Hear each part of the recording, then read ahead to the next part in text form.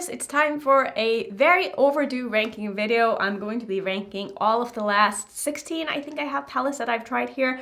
One is a collection of 5 that's all going to be in one spot. So it's kind of like ranking my last 10 palettes. So that's basically what we're going to be doing. I do these all the time once I feel like enough palettes to rank, and we're just gonna start on the bottom. And I do have to admit that there are some palettes in here that actually is really only one palette in here that I really dislike. It's the one that's on my eyes today.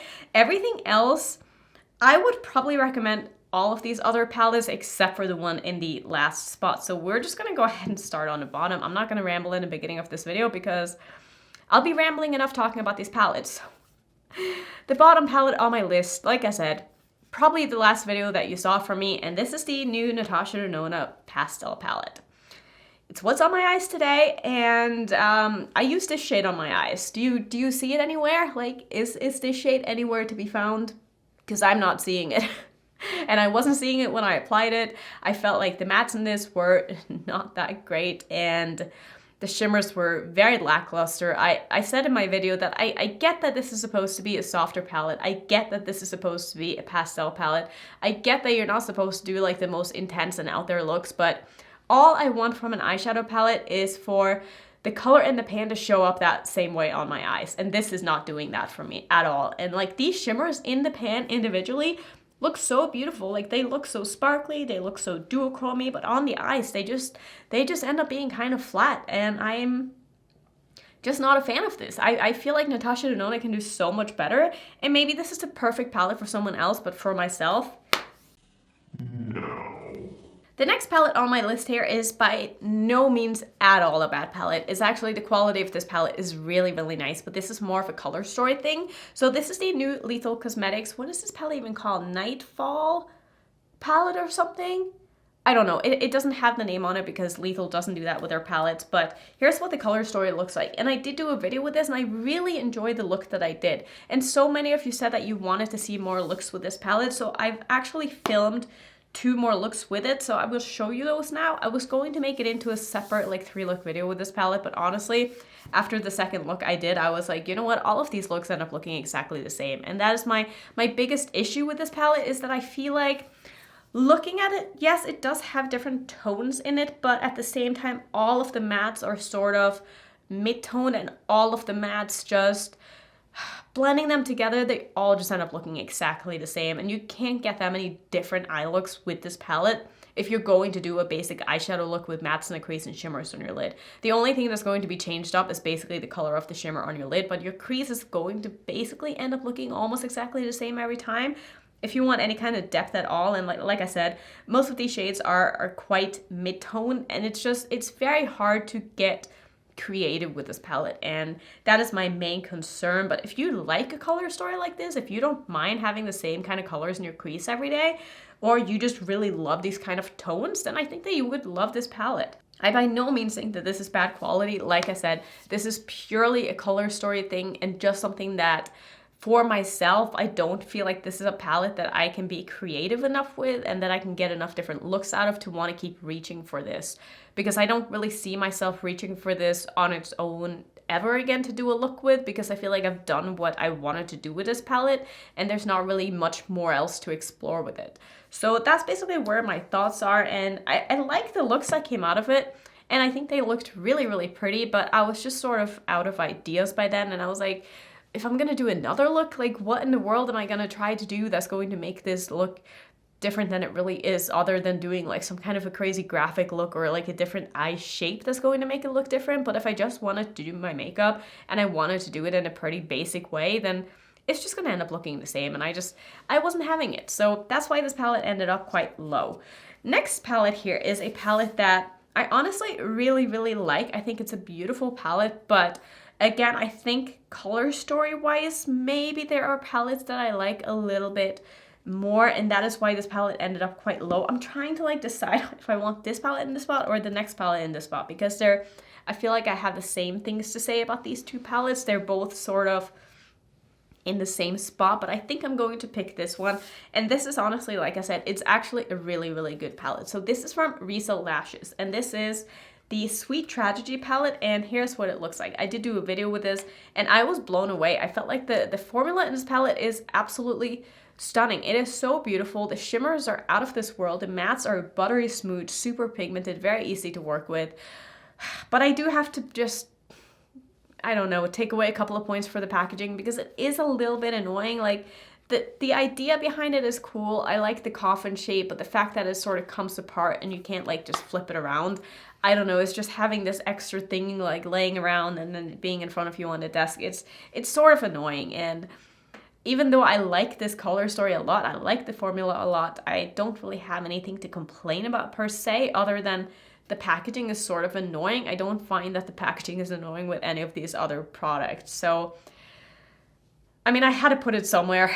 That's basically what it comes down to. I do think it's a nice palette. I did a shorts with this. I also did a separate video with this trying it, and I like this palette a lot, but I do have to rank these palettes, and that's just kind of how these videos go, because all of these palettes are really good except for the Natasha Denona palette. So if there are any of these palettes that you're wondering about, I would honestly recommend all of them. I think that they are really nice quality.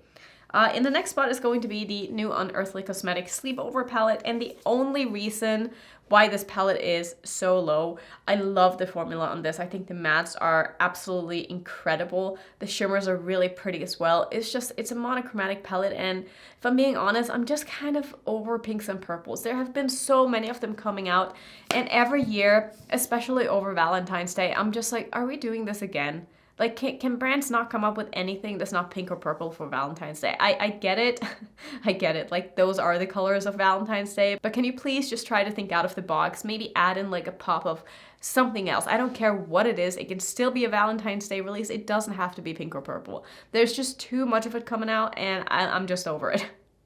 Like, I love those colors on myself, but I need more. I just need a little bit more. And this just, as beautiful as it is, as good as the quality is, it's just kind of boring.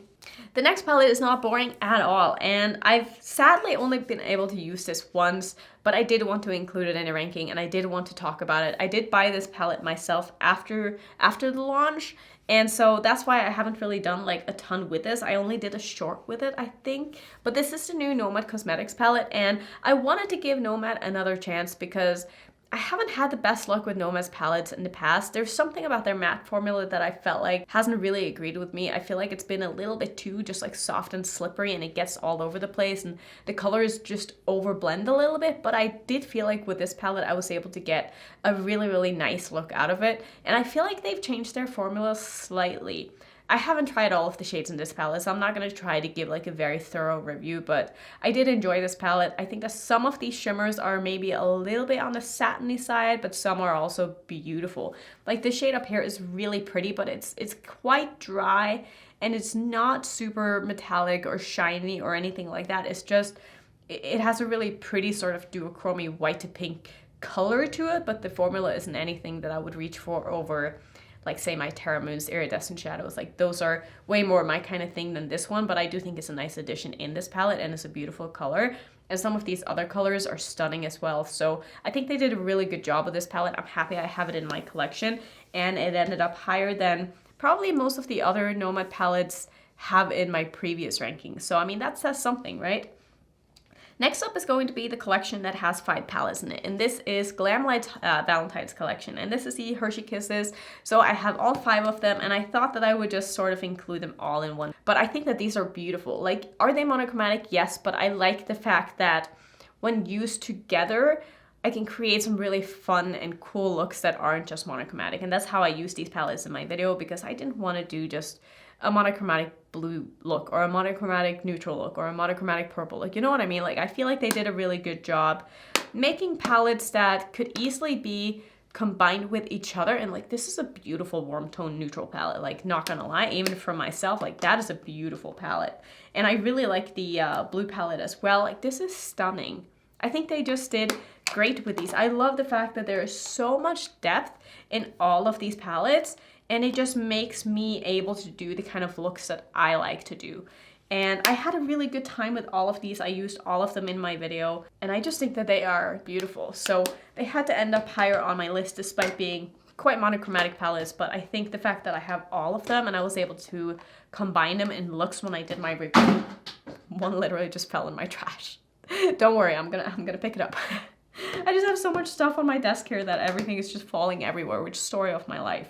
Okay, let's move into the top 6. I think we are at 1, 2, 3, 4, 5, 6, 7. Top 7. Okay, so in my 7th spot is going to be the Sugar Drizzle Butterfly palette. This is a stunning palette. My only, I don't even know if I would say gripe with this, is that I don't love the mattes here from Sugar Drizzle. I know that they are working with a new lab. I know that they're going to be improving their formula, which is amazing.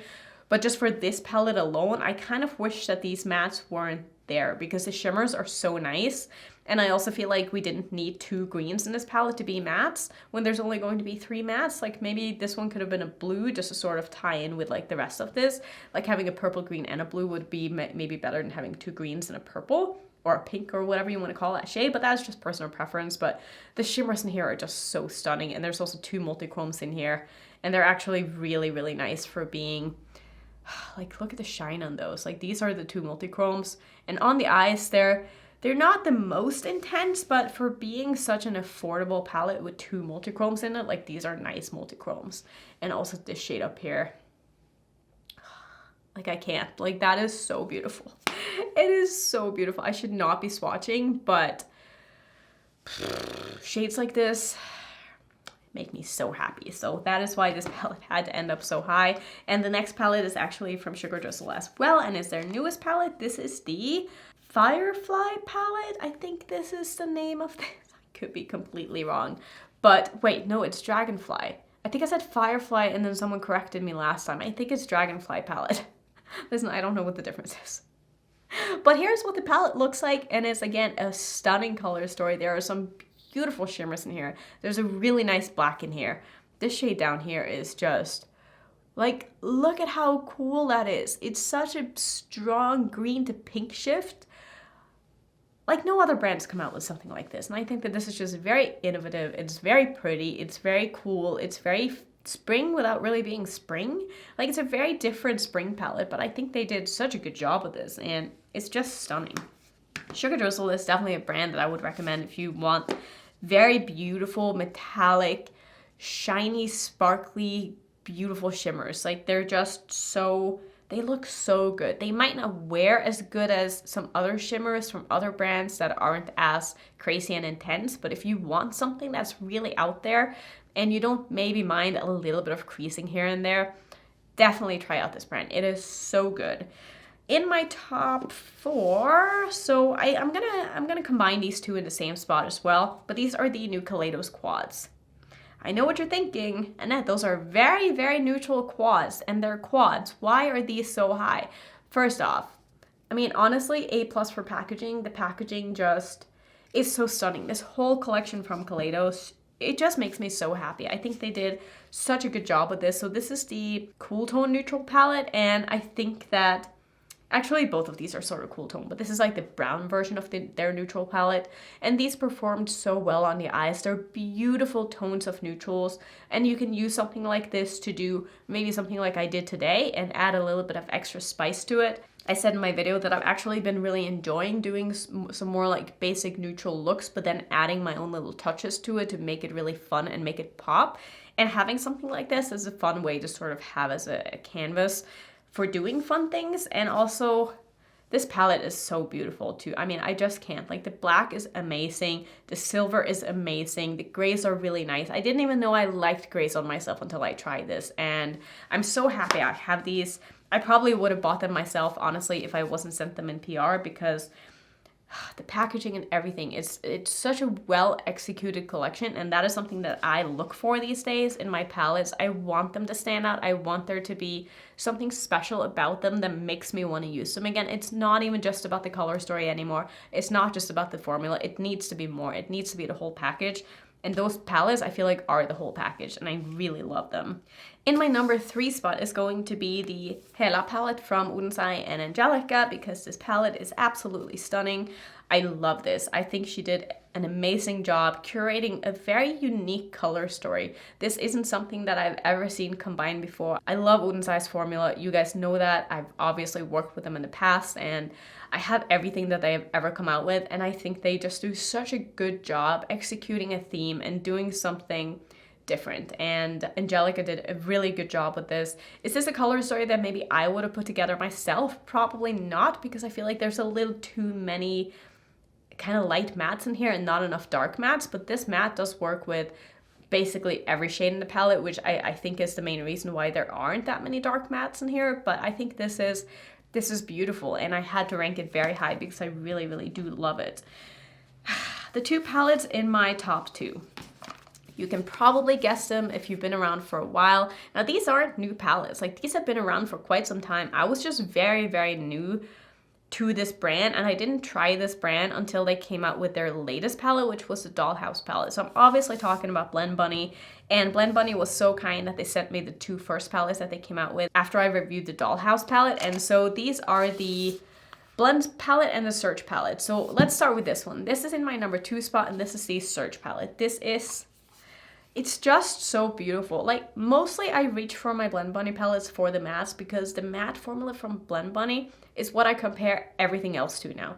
It is so pigmented, but so easy to work with, so blendable, so buildable. It's everything that I want in a matte eyeshadow I have in these two palettes, and these two colors like put together is everything that I would ever need. So honestly, when I'm not filming, these are all I'm reaching for, like all the time. I cannot put these down because I know when I reach for a Blend Bunny palette, I'm going to get the result that I want. It's going to look beautiful. It's going to be effortless. I'm not going to experience patchiness. They're going to blend together exactly the way that I want them to, and they're just going to be perfect. So I love this palette, but I like the original Blends palette a little bit better because I just feel like this is a better canvas for me to pair with my single shadows, and that is why I love this palette so much. Why is there hair on my black, or what is that? I don't know, but it's gone now. But this palette is just stunning. I've used this so much. I know you can't really tell because I've dipped into like basically every single shade, but I just think that you can do so much with this. The only things that you don't have in this palette are like yellows. There really aren't many yellows in here at all. There's sort of a greeny yellow, but you don't have any yellows, which I wish there was a yellow in here, but I mean, honestly, that's nitpicky, and I think that this palette is just stunning the way it is. And I love the fact that there are so many deep, colorful, dark mattes in both of these palettes. That is the thing that I keep reaching for with these, and I find that if I use something else, I'm still reaching for these because I want a very dark blue matte or whatever dark purple or dark shade in general that I want. I'm always reaching for these two palettes. And as someone who don't even really like big palettes, I'm shocked at how much I like these, and I've said in another video that I think that the Blends palette here is my favorite palette of all time. Like, this is everything you need, especially if you have a big collection, maybe you even have single shadows like myself. I mean, you need this palette. I know it's just another rainbow palette, but trust me, it's not just another rainbow palette. It's the rainbow palette of all rainbow palettes, and it's the only one that you ever need. Just trust me on that. I do have a code with Blend Bunny that will help you save some money. All of their products are amazing. It's just Annette. Their brushes are really good as well. I do want to mention as well that with the Blend Bunny brushes, they used to only sell them in a set, but they now sell them individually, which is really nice, especially if you already have a set. Like, you can pick up the ones that are your absolute favorites and have duplicates of them, which I think is great, or if you just want to buy like a full new set. But I definitely have my favorites in the set that I reach for more than others, so I think that is a really, really nice option, and I might even do that myself. So those are going to be my rankings. Were you surprised by any of these? I don't think that you were. Maybe you were surprised by the Natasha Denona one, but if you watch my video on that, you wouldn't be surprised at all because it's trash. I'm sorry, but that's how I feel, and I'm sticking with it, and I'm not backing down because I really don't think that was a good palette by her at all. So that's gonna be it for today. If you want to see some more ranking videos, I of course have a playlist up with that right there, and if you're new, don't forget to subscribe, and I will see you in my next one.